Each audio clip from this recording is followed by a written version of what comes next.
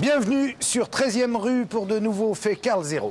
Âme sensible, s'abstenir. Les femmes, je ne sais pas, mais en tout cas les enfants, dehors. C'est ici, dans ce banal petit immeuble du 172 rue André Carman, à Aubervilliers, que s'est déroulé dans la nuit du 14 au 15 janvier 2004 le meurtre barbare de Maria Lopez, une Portugaise pieuse de 72 ans. Un crime qui présente toutes les caractéristiques du rituel luciférien. Son auteur, Mounir Ait Menguellet, un étudiant de 28 ans, bien que n'ayant jamais avoué, c'est ce garçon que la justice a reconnu coupable et condamné à 20 ans de réclusion criminelle en février 2008. Un procès ma foi sans précédent pour tenter de percer le mystère d'un acte aussi abominable qu'inexplicable. Suivez-moi.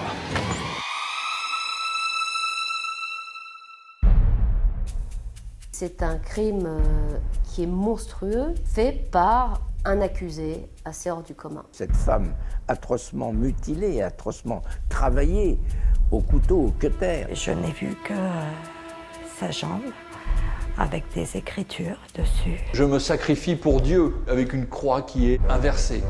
Il est arrivé avec des gants noirs, des gants à latex. On sent bien une volonté de nuire, volonté de sadiser, de ritualiser la scène qui est particulièrement choquante. On est dans quelque chose qui est élaboré, qui est construit un jour. Voilà, il se dit, eh bien maintenant, je vais le faire. Qu'est-ce qui a déclenché le rituel, qu'il soit sexuel, religieux ou macabre? Qui fait de la magie noire, qui fait de l'ésotérisme, c'est la victime. Pourquoi quelqu'un qui se dit athée aurait fait cela? Je n'arrive pas à saisir.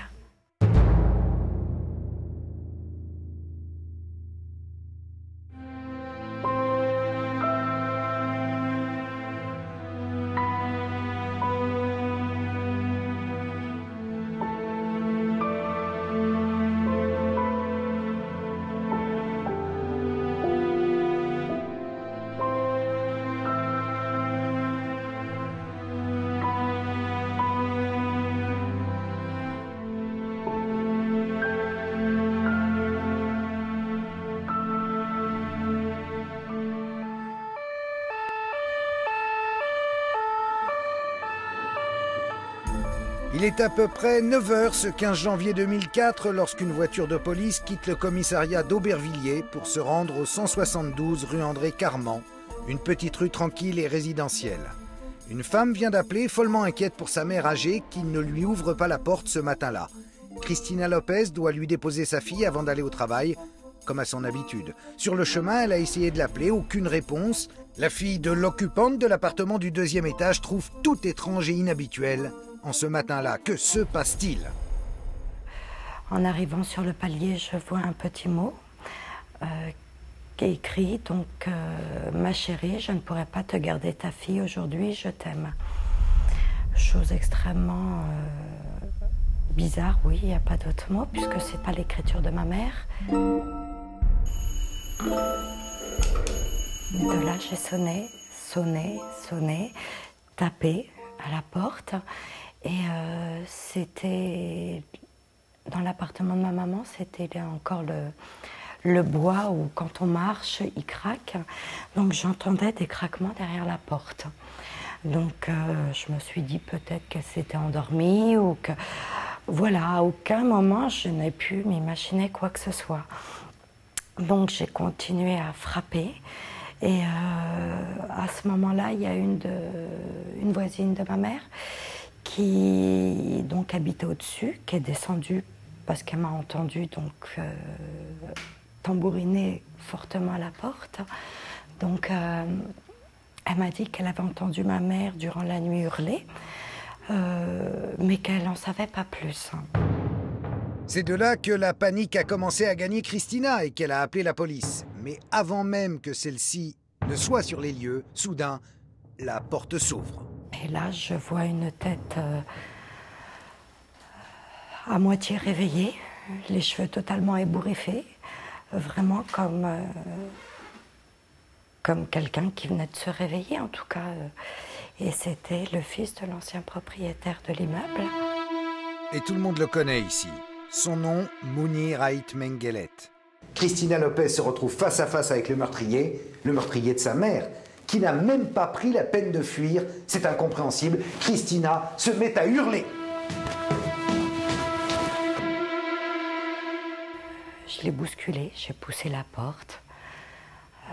Je suis rentrée, donc là c'est vrai que je tenais pas en place. Je lui demandais où était ma mère, où était ma mère. Et là, la maison, je regardais partout autour de moi, tout était sans dessus-dessous. Mais c'était un vrai carnage. Face à ce spectacle, Christina s'affole. Elle veut à tout prix voir sa mère, mais Mounir lui bloque le passage. Donc je me suis avancée vers la chambre, lui devant moi, et donc lui reculait. Là, j'ai allumé la lumière de la chambre. Un grand désordre, tout et n'importe quoi.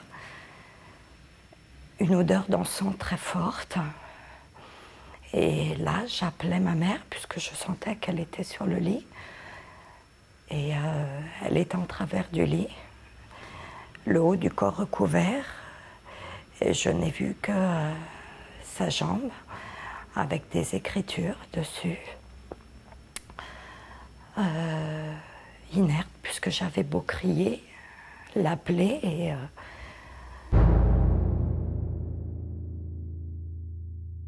et au moment où j'ai voulu prendre les draps, les repousser en arrière pour prendre ma mère, pour la faire réagir, il m'a tenue par l'arrière, donc il a passé ses mains donc sur mon cou, sur ma bouche. Et il m'a dit qu'il ne fallait pas que je crie. Donc, instinctivement, je ne peux pas dire pourquoi, je l'ai mordu. Et là, j'ai pris peur. À ce moment-là, j'ai pris peur. Et je suis sortie donc, de l'appartement. Je me suis mis à hurler. Donc, les voisins sont arrivés sur le palier où vivait ma mère. Et là, j'ai continué à lui demander qu'est-ce qu'elle avait ma mère, qu'est-ce qu'elle avait ma mère, pourquoi elle ne me répondait pas. Il a mis du temps et elle m'a dit qu'elle était décédée. Christina s'effondre, se met à hurler, puis se précipite vers son enfant de 2 ans.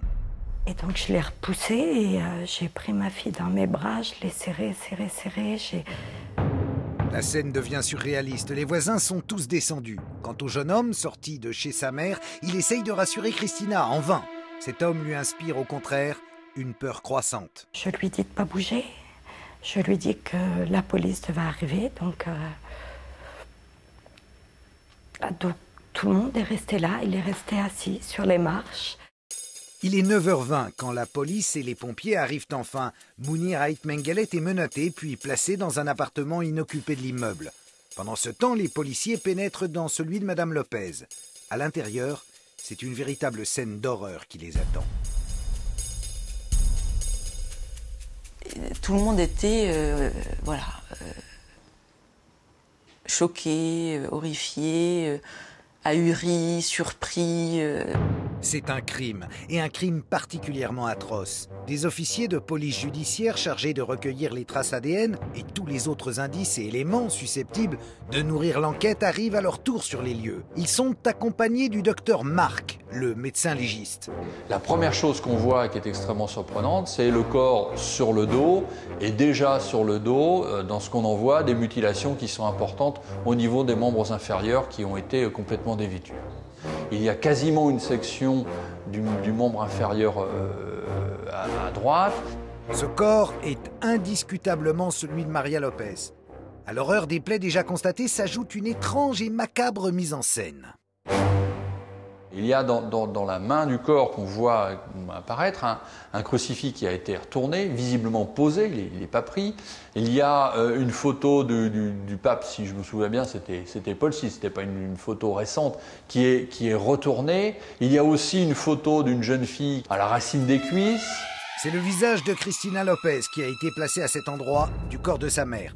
Ce n'est pas le détail le plus abominable, ni le moins étonnant. Le long du corps, comme un tatouage, des inscriptions qui sont des inscriptions un peu triangulaires, un peu mal écrites, tracées sur le corps et qui s'arrêtent à certains endroits où des mutilations sont présentes. Le corps de la victime est entièrement recouvert d'inscriptions. C'est-à-dire il a été utilisé comme un parchemin et ces inscriptions sont toutes à teneur, à thématique religieuse. Que s'est-il passé là exactement? Pourquoi et comment? Lever un à un tous ces mystères, comprendre l'ordonnancement précis des actes commis avant et après la mort, décrypter le message du meurtrier, tenter d'expliquer, d'analyser son geste, va se révéler l'enjeu d'une instruction menée pendant plus de 3 ans. Un prêtre exorciste a même dû être convoqué puisque tout, dans cette scène de crime, est parsemé d'ingrédients religieux. Un prêtre exorciste du diocèse de Paris qui ne comprend tout d'abord pas ce qu'on lui veut. Ce prêtre, l'abbé Maurice Bello, se souvient comme si c'était hier de ce jour de janvier 2004. Quelqu'un est débarqué comme ça, agité, frappant à la porte pour entrer. On était en réunion. Et pour finir, c'était un lieutenant de police. Ce lieutenant de police est encore sous le choc. Et on le comprend. Il sort tout juste de l'appartement de Madame Lopez. Il venait pour essayer de savoir si ce qu'il avait vu là, c'était pas un crime ayant quelque chose de satanique. Eh oui, ces inscriptions mystérieuses contiennent-elles le mobile du crime? On lui demande la traduction et la signification de ce message qui se déroule de la plante des pieds aux épaules sur l'ensemble du corps. Une phrase qui a été gravée, incisée au cutter dans les chairs de la victime. Donc il a fallu d'abord faire le déroulement de la phrase, qui est arrivé pour finir avec un mélange de grec, mais on n'a jamais su ce que c'était en fait. C'était du grec, de l'hébreu, enfin des signes qu'on n'a pas su interpréter. Mais par contre, très clairement, une phrase entière, mais dispersée sur le corps, où il y a « Agnus Dei qui tollis peccata mundi », agneau de Dieu qui enlève le péché du monde. Dans la liturgie catholique, cette phrase intervient au moment crucial du rituel. C'est la prière qui est prononcée avant la communion eucharistique, avant qu'on ne participe au corps et au sang du Christ. Ajouté au crucifix, à la photo du pape, à l'image de la Vierge, ainsi qu'au chapelet que le meurtrier a soigneusement disposé sur le cadavre, cet Agnus Dei semble confirmer la thèse d'un rituel sataniste. Mais l'heure n'est pas encore aux conclusions ni même au mobile de ce crime atroce. Dans l'appartement, les professionnels s'activent encore à découvrir la cause de la mort, son heure précise, à recueillir les indices et instruments qui ont pu servir au calvaire de Maria Lopez. En retournant le corps, on va avoir l'explication du décès, c'est effectivement une mort d'origine asphyxique. Il existe aussi quelques lésions de violence ou de prise en tout cas. Ça veut donc dire que les deux personnes, la personne agressée morte, la victime, et l'agresseur ont été face à face et non pas quelque chose qui se serait passé chez quelqu'un d'allongé, sur son lit, sur son dos, dans cette pièce. Cette scène, cet affrontement aurait eu lieu dans le salon, ce qui expliquerait le grand désordre qui règne dans la pièce. Ce n'est qu'ensuite, dans un deuxième temps, que Maria Lopez aurait été transportée dans la chambre sur son lit, là où le meurtrier se serait acharné sur son corps tout au long de la nuit. La chronologie exacte est difficile à donner. Ce qu'on sait, c'est qu'il y a forcément, à l'allure des plaies différentes post-mortem, des éléments qui ont été faits crescendo. Très probablement, les épingles à nourrice plantées, parce qu'elle saignait un petit peu, s'est fait relativement peu de temps après le décès. Il y a encore du sang. C'est une fois morte par asphyxie, donc, que la victime a subi toutes ces mutilations et inscriptions. Au-delà de la mise en scène religieuse, le crime présente aussi une dimension sexuelle. On trouve une morsure au sein, mais pas seulement. Des objets qui ont été introduits au niveau anal, puisqu'on va retrouver un tube de rouge à lèvres, on va retrouver une pile qui a été introduite. Mais à quelle heure remonte ce décès? Et quel temps s'est-il écoulé entre les premières et les dernières lésions? Les enquêteurs doivent reconstituer tout le scénario de cette nuit tragique. Mounir Ait Mengelet est le suspect numéro 1. Arrêté et interrogé, il ne nie pas avoir rendu visite à cette voisine âgée la veille au soir, mais il se dit innocent du meurtre qu'on tenterait de lui mettre sur le dos. Quand on est sur place, on comprend beaucoup mieux. Moins de 50 mètres séparent le domicile de Mounir, 10 avenue de la République, de celui de Maria Lopez, qui est situé 172 rue André Carman. Alors Mounir dit être rentré chez lui peu après minuit, s'être tranquillement endormi et avoir mis son réveil matin à sonner pour le rendez-vous fixé le lendemain matin par Maria chez elle avec sa fille Christina. Cette version, l'auteur présumé des faits va la répéter inlassablement jusqu'à son procès. Il niait formellement les faits qui lui étaient reprochés affirmant simplement qu'il avait été au mauvais moment, au mauvais endroit. Durant ces fameuses confrontations, il avait encore cet air hautain de dire qu'il était parti, en tout cas avant qu'elle décède, qu'il ne sait pas ce qui s'est passé, qu'il est revenu, que ma mère leur a invité à 7 h du matin à venir prendre le petit déjeuner avec moi et ma fille, qu'il est arrivé, que la porte de l'appartement était ouverte, qu'il était rentré dans l'appartement, qu'après, il a eu peur parce que moi je suis arrivée à ce moment-là. Pour les enquêteurs, rien dans cette version ne tient la route. Et l'on s'acharne donc sur cet unique suspect. Faut dire que tout l'accable. Le lieutenant de police qui l'interroge veut le faire avouer, veut le piéger, comme malheureusement la garde à vue permet de le faire. Ce que les enquêteurs veulent explorer et comprendre, c'est la nature du lien qui s'est noué entre cet étudiant algérien de 28 ans et cette veuve portugaise de 72 ans. Elle était venue à me parler de ce jeune homme, puisqu'elle me disait qu'elle, malgré tout, qu'elle le considérait comme un fils, puisqu'il lui manquait pas de respect. Il avait des études de droit. Petit à petit, il venait une après-midi, 1 heure, 2 heures. Il a réussi à amadouer ma maman, puisque c'était quelqu'un de très méfiant. Depuis la mort de son mari, Madame Lopez vit retranchée. Elle n'ouvre plus qu'à sa fille. C'est une femme solitaire, dépressive, à laquelle personne dans l'immeuble n'adresse plus la parole. Par quel miracle Mounir est-il le seul à avoir réussi à s'introduire dans la vie de Maria, et dans quel but? Il lui dira qu'il a des grands diplômes en droit, donc il l'aidera au niveau, par exemple, de la copropriété ou sur ses problèmes de loyer. C'est quelqu'un qui se vante sans arrêt, qui se dit ceinture noire de karaté, mais on n'a jamais vu aucun diplôme, on n'a jamais eu aucun témoignage là-dessus, qui a fait savoir au cours de la procédure qu'il avait écrit une thèse. On n'a jamais retrouvé chez lui un quelconque document attestant de la réalité de cette thèse. Étrange personnalité que celle de ce Mounir Ait Mengelet. Sa fascination pour les religions, notamment, frappe tous les experts psychiatres qui se succèdent pour l'examiner. Le psychiatre Daniel Zaguri est l'un d'eux. Il avait un certain nombre de préoccupations autour des religions générales, de l'ésotérisme, qui étaient tout de même des préoccupations à la limite de la bizarrerie à certains moments. De l'ordre de la bizarrerie également les pratiques religieuses de Maria Lopez. C'est une femme qui va à la messe tous les dimanches, mais qui célèbre en parallèle chez elle d'autres rituels syncrétiques d'origine brésilienne. Maria, à mon avis, elle est dans une tradition catholique, disons, normale, mais avec beaucoup de sorcellerie. Mais ce qui n'est pas incompatible, contrairement à ce qu'on pourrait croire. Hein, tous ceux qui passent leur temps à dire des chapelets, à triturer des médailles, à porter des scapulaires, comme des protections magiques. Il n'y a pas beaucoup de différence, sauf que là, ça a un côté pieux.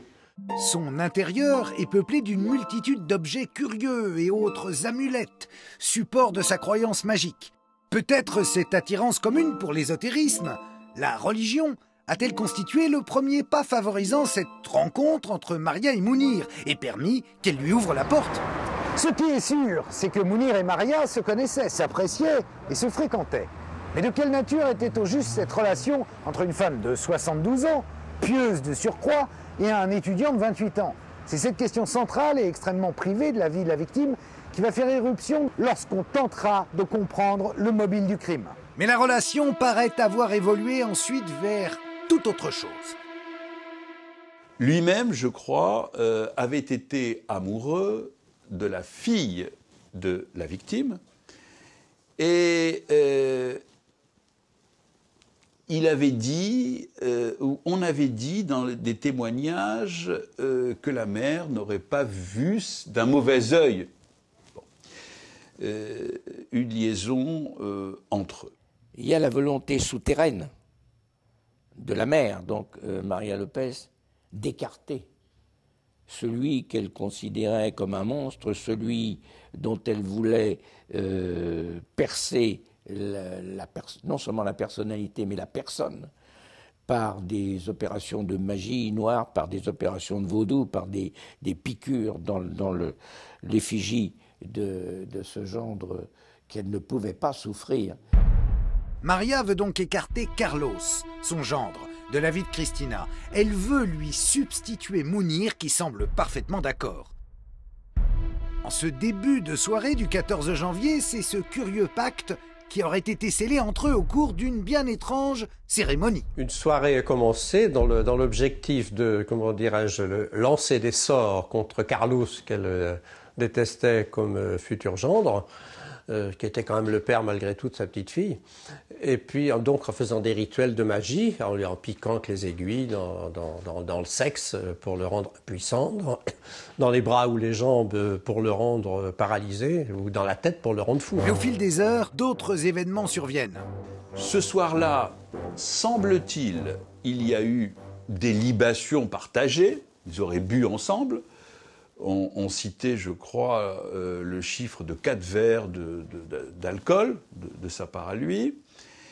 Et il a dit, mais de manière allusive, dans une phrase quand même qui est tout à fait étonnante, il a dit elle est passée des saints aux saints. C'est-à-dire, on a commencé par parler religion, et elle m'a ensuite montré ses seins.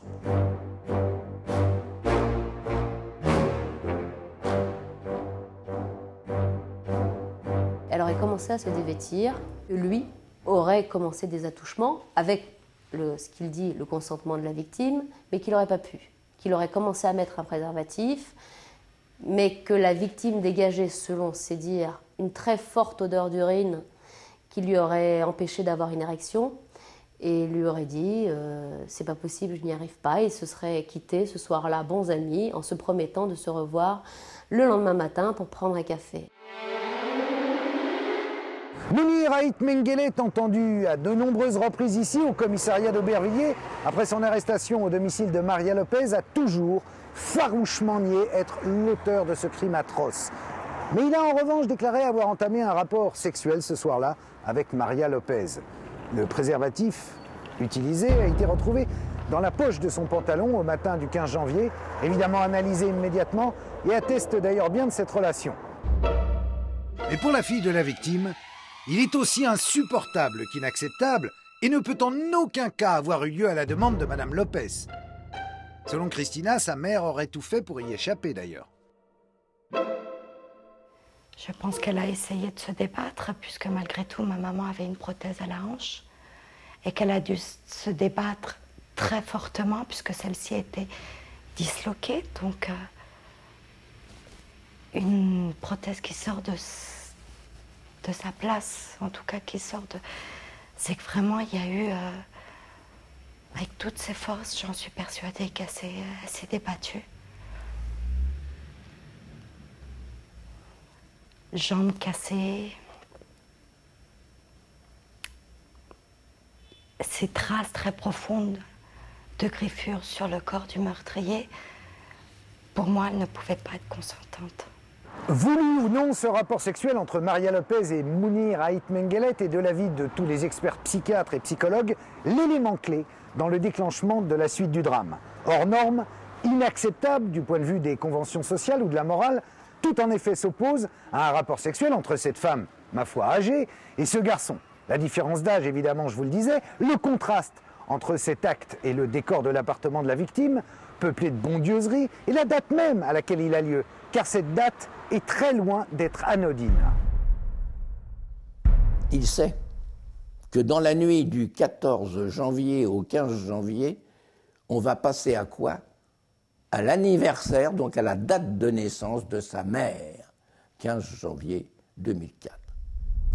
Il y a manifestement dans cette rencontre ce soir-là une dimension incestueuse, au moins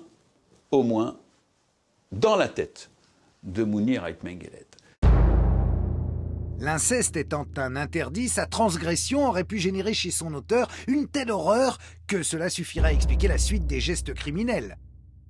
Le premier crime, pour lui, c'est l'inceste, et il verse dans le second, qui va être la mort donnée volontairement à Madame Lopez. Mais Mounir Ait Menguellet ne s'arrête pas là. Après le décès de Madame Lopez, débute la phase d'acharnement sur le cadavre de sa victime. C'est ce malheureux corps qui va porter les traces qui est la faute sexuelle.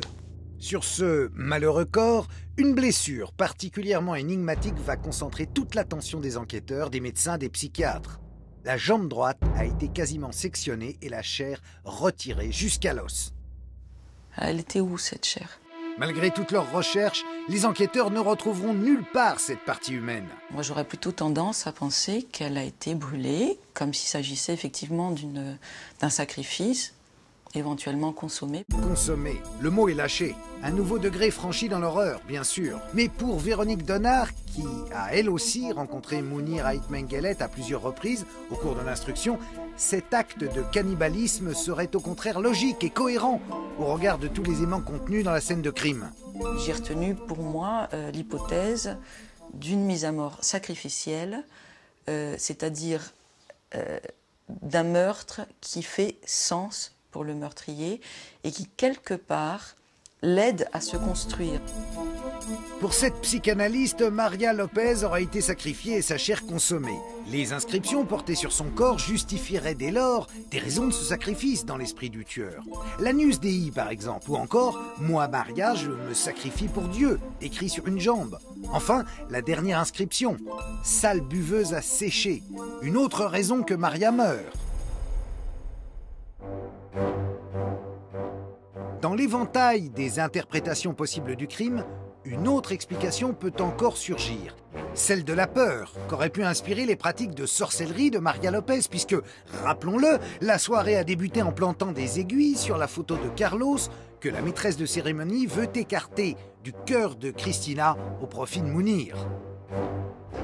L'hypothèse peut être aussi, pour le criminel, de vouloir peut-être se protéger d'une influence maléfique ou mauvaise de cette femme étant morte, en posant sur elle dans tous les orifices du corps, hein, la bouche, le nez, la lèvre, etc., des espèces de protection pour que ça ne sorte pas, que ça ne retombe pas sur lui, quoi, comme une protection magique. Enfin, à mon avis, c'est une interprétation classique.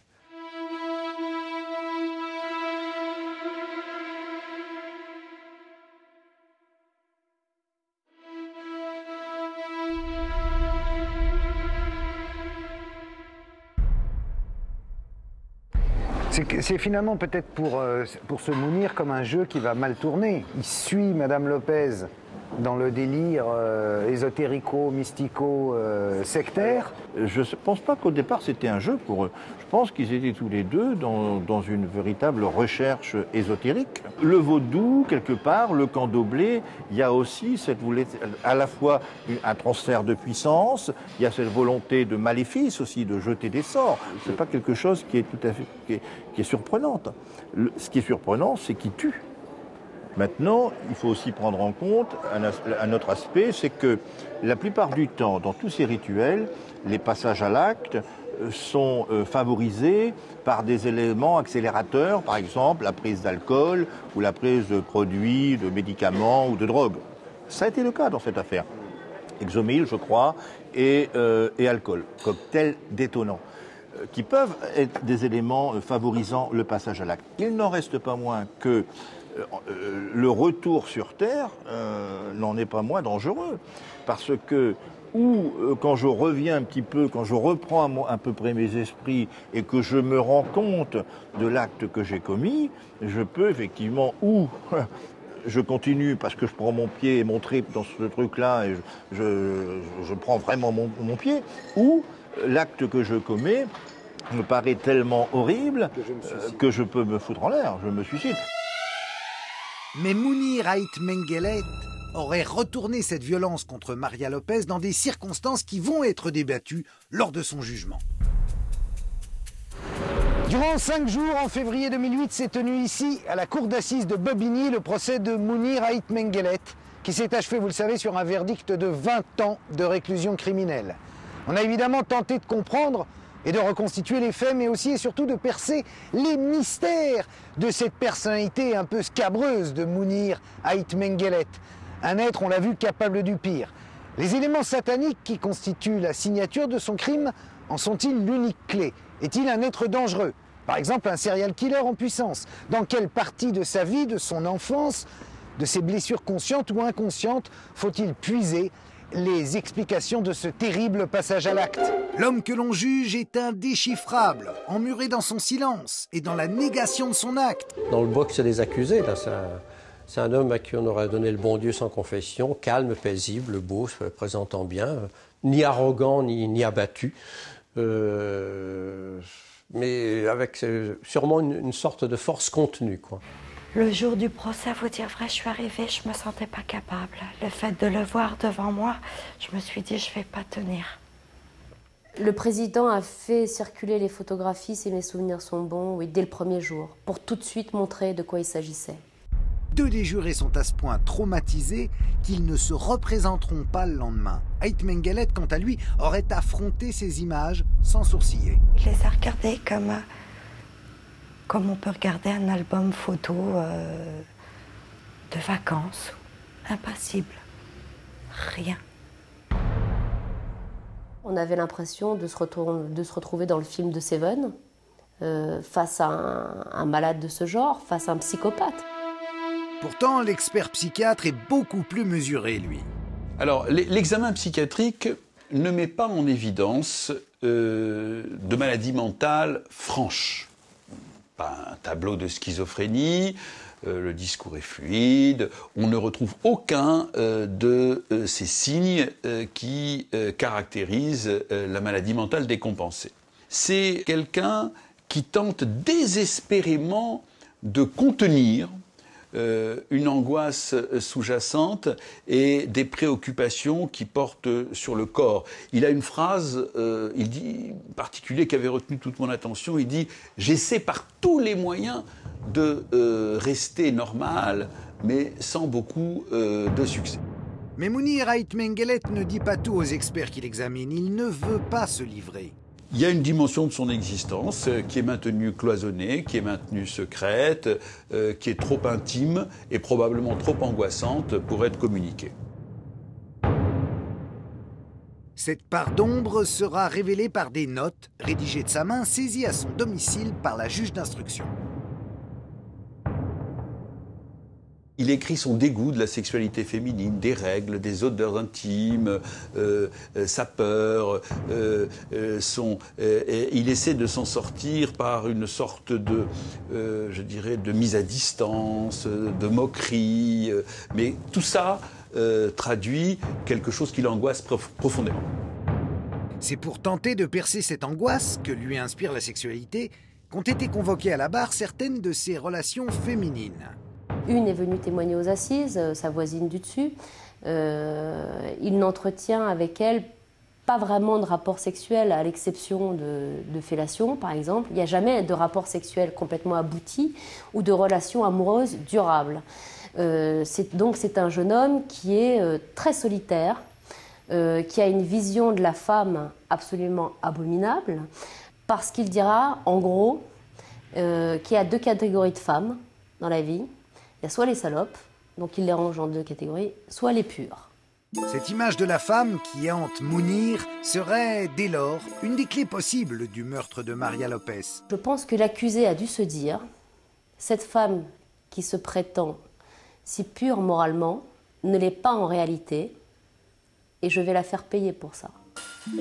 Ces préoccupations secrètes qu'il était parvenu à tenir à distance toute sa vie, l'aurait-il rattrapé dans la nuit du 14 au 15 janvier 2004 ? On n'est pas loin de la psychose.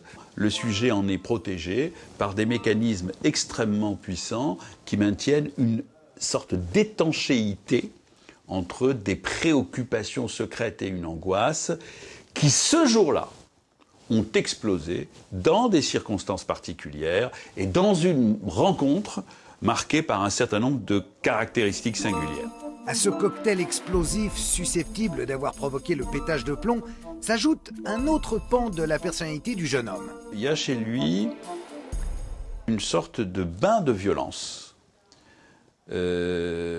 Dans ses cassettes de cinéma japonais hyper violents, ses lectures, qui chez de tels sujets très fragiles peuvent être l'un des multiples facteurs qui contribuent à la bascule dans le passage à l'acte. La fascination de Mounir Ait Menguellet pour ce genre cinématographique a-t-elle pu le conduire à un processus d'imitation? Le 13 janvier, il a loué Henri, portrait d'un serial killer. C'est un film de série B, mais qui est filmé de manière tout à fait réaliste et qui est tiré donc, de faits qui sont vraiment produits. Et il l'a regardé donc la veille de tuer Madame Lopez. La veille du crime, Mounir avait loué un film, c'est Henri, portrait d'un serial killer. Donc c'est un élément que nous apprécierons, mais parallèlement, il y a une volonté vraiment de mise en scène. C'est quoi cette mise en scène? Alors, il est vrai que dans de nombreuses affaires, par exemple, il y a des serial killers, on va retrouver exactement cette face cachée. Ça, c'est assez typique justement des crimes de serial killers. On ne veut pas voir la personne, on ne veut pas regarder, c'est la face cachée. Hein. C'est-à-dire qu'on fait abstraction de la victime. Ce qui est surprenant, c'est est-ce que ça a été prémédité? Si ça se prépare avant, dans les heures ou dans les jours qui viennent, c'est difficilement compatible avec une démarche pulsionnelle. Là, on serait plus dans une démarche, je dirais, plutôt d'un assassinat avec préméditation que d'un meurtre rituel, pulsionnel, passionnel. Cette thèse de la préméditation de l'acte et donc de sa qualification en assassinat ne repose pas seulement sur la location, par son auteur la veille du crime, du film Henri, portrait d'un serial killer. D'autres éléments bien plus probants existaient qu'ont essayé de faire prendre en compte les avocats de la partie civile. En vain. Lorsque vous avez un individu qui, au lieu de téléphoner d'un poste fixe qu'il a à sa disposition, dans l'appartement de son père, va dans une cabine publique pour téléphoner, il y a quand même quelque chose qui est étonnant, une volonté de dissimulation. Dissimulation de quoi? De ce rendez-vous qu'il provoque, car c'est lui qui provoque le rendez-vous, avec la victime, Madame Lopez. Il est arrivé avec des gants noirs, des gants en latex, il l'a reconnu. Il est arrivé avec tout un set de petits outils qui ont justement après servi à taillader la victime. Il est arrivé avec un préservatif, donc avec la volonté d'avoir des rapports sexuels avec elle, et toute une série d'objets qui permettaient justement d'appuyer la thèse de la préméditation. Elle n'a pas été retenue, comme aucune autre des circonstances aggravant pénalement les faits. Le crime prémédité n'a pas été retenu. Et les actes de torture et de barbarie n'ont pas été retenus. Ces seules circonstances que la loi prévoit n'ont pas été retenues parce qu'elles n'existent pas. Le reste, c'est de l'imaginaire. Pour le défenseur de Mounir Ait Menguellet, la seule thèse qui vaille est celle d'un passage à l'acte pulsionnel né d'une situation particulière. Une brutale confrontation avec un acte qui n'avait pas été voulu et recherché. Une conjugaison de différents facteurs, notamment liés aux médicaments et l'association avec l'alcool. Le mélange qu'a fait Mounir ce soir-là est fortement décommandé. De l'alcool et du Lexomil. Et d'ailleurs, nous savons qu'il ne lui avait pas été prescrit. Il dormait mal et Madame Lopez en prenait et lui en a donné. Pour lui, les autres facteurs dans le déclenchement du meurtre sont d'ailleurs tous à imputer à Maria Lopez. Ce qui ne peut qu'interpeller, c'est que qui fait de la magie noire, qui fait de l'ésotérisme, c'est la victime. S'engouffrer dans la face noire de cette existence de Madame Lopez est assez délicat. Les avocats de la partie adverse sont mal à l'aise car Christina ne peut pas tout entendre.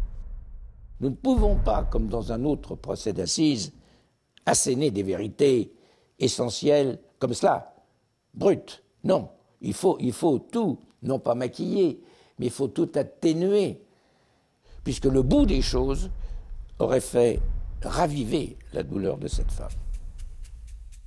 Pour la partie adverse, exactement comme pour les parties civiles, un autre tabou familial pèse de tout son poids. Le père de Mounir Ait Menguellet est une célébrité dont la réputation risque d'être éclaboussée par cette affaire.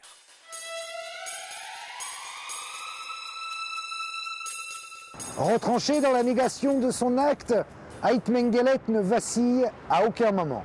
Mis à part lorsque ses parents vont se présenter à la barre. À eux, il va demander pardon. Face à eux, il va enfin verser quelques larmes. La relation de Mounir avec ce père célèbre, le grand chanteur kabyle Louni Saïd Menguellet, est-elle la faille dans la vie de ce jeune homme? Et sa mère, que représente-t-elle pour lui?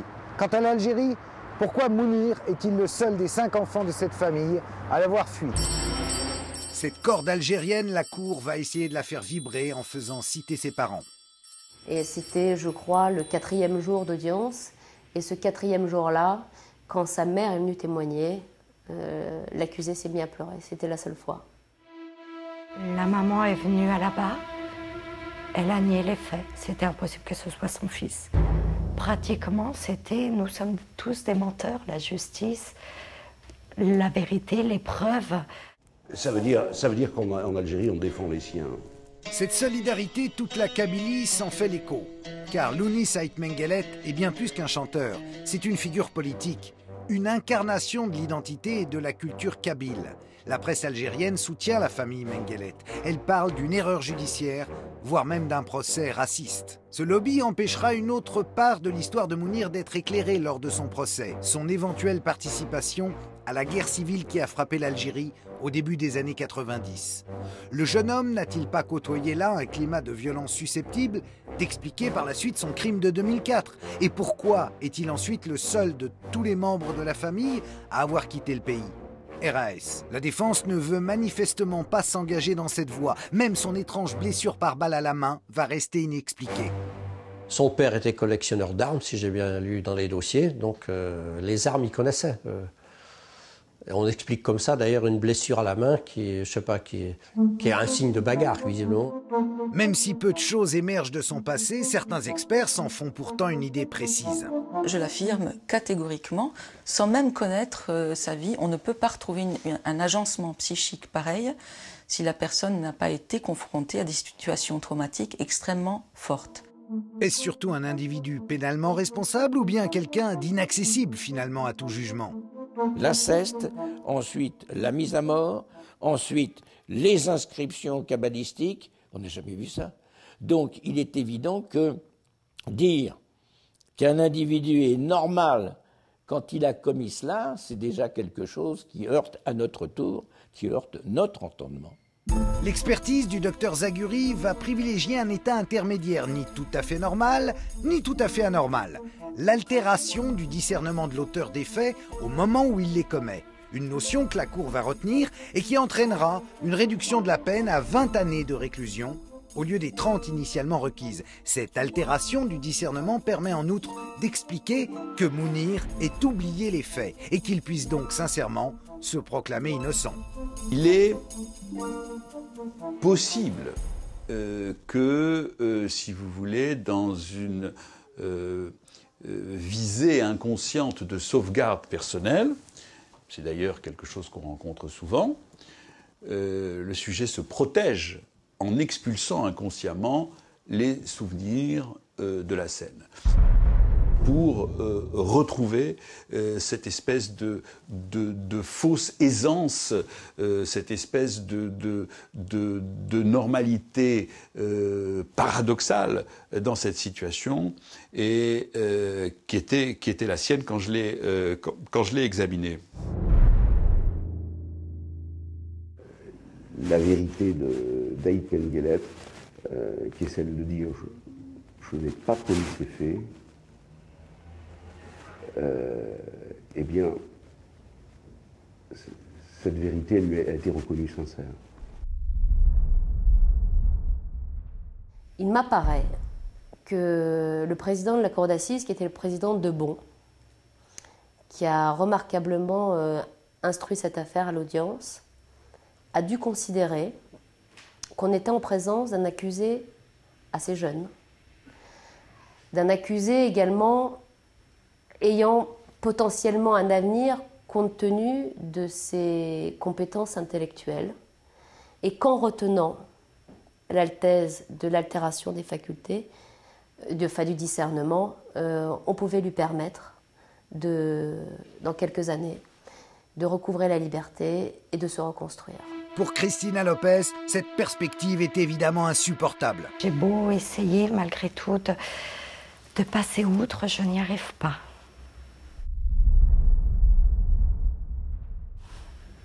Il y a toujours des sorties avant la fin de la peine, mais même si ce n'est pas le cas, il ressort, il en a 48.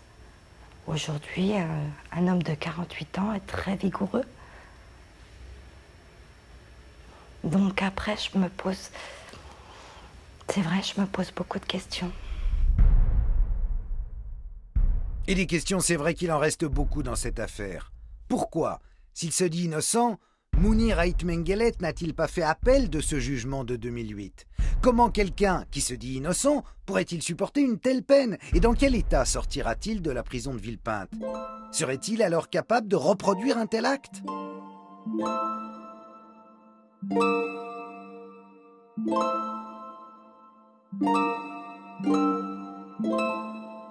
Ce que je voudrais souligner, et qui me paraît important, c'est le danger en prison. C'est le danger que cet homme peut encore éventuellement représenter, parce que il ne faut pas du tout sous-estimer le pouvoir éventuel de ces individus qui attirent. Ce sont des gens qui, quand on les côtoie, sont très fort charisme, paraissent très sympathiques et qui, pour le commun des mortels, comme vous, alors, ont accès à un monde de l'étrange.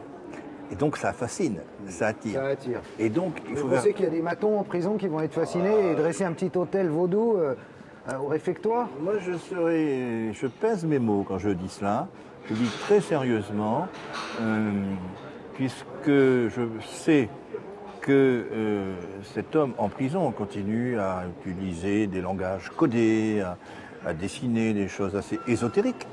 Il dessine les ombres des objets sur les murs. Moi, je serais tout à fait, je le dis de manière très claire, de faire très attention, d'être très vigilant sur les relations que peut avoir cet homme avec les différentes personnes qui le côtoient.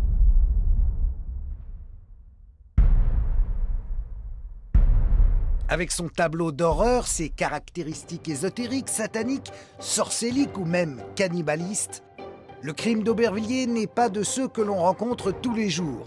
Heureusement, me direz-vous. Mais pour les professionnels qui ont travaillé dessus, difficile de tourner la page. Véronique Denard dissèque de long en large cette scène de crime dans son ouvrage intitulé « Du meurtre au sacrifice ». Stéphanie Marcy en a intégré des pans entiers dans un roman-récit où elle raconte sa vie de jeune avocate pénaliste. Quant au docteur Marc, il a communiqué toutes ses archives d'Aubervilliers à ses confrères anglo-saxons. Elle figure désormais dans la Bible de la médecine légale, aux côtés des pires scènes criminelles recensées de par le monde.